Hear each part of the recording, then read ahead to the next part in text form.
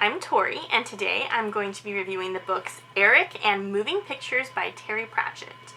These are both part of the Discworld series, and if you don't know anything about Discworld, I have a whole video discussing it. I'll leave a link in the description. But basically, it is a wonderful, magical place where many fabulous stories are set, and you can pick up pretty much any novel and just start reading and dive right in.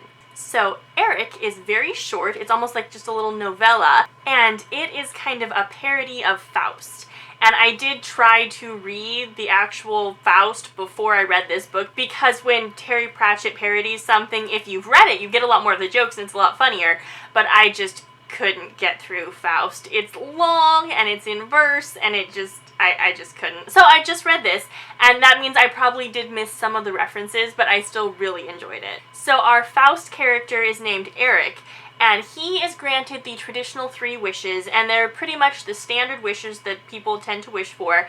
And so we take a look at what actually happens when you get those things that you wish for. And this book features Rincewind and the Luggage, so if you enjoy those characters, it's fun to see them back, and if you haven't met them yet, they're awesome. And this was just a really enjoyable little book. I read this book on a trip back when air travel was actually a possibility, and so it was perfect because I knew I'd be on an airplane for a really long time, and it was a nice tiny little book. It fit well in my carry-on, and I read it just in the airport and on the plane there and back, and that was perfect. Moving Pictures is more of the standard length for a Discworld novel, and I loved it so much. This book follows what happens when Hollywood comes to Discworld, and I adored it so much. I love old movies. I watch Turner Classic Movies all the time, and this was doing such a great job of paying homage to all those movies. There are so many titles of things and scenes in here that are just such wonderful little homages and parodies of these famous scenes. It was so perfect and so hilarious. I loved the explanation of the mechanics of how movie cameras work in Discworld, because Discworld is not an electronic place, it is a magical place. And then I just loved all the wonderful Hollywood ambiance.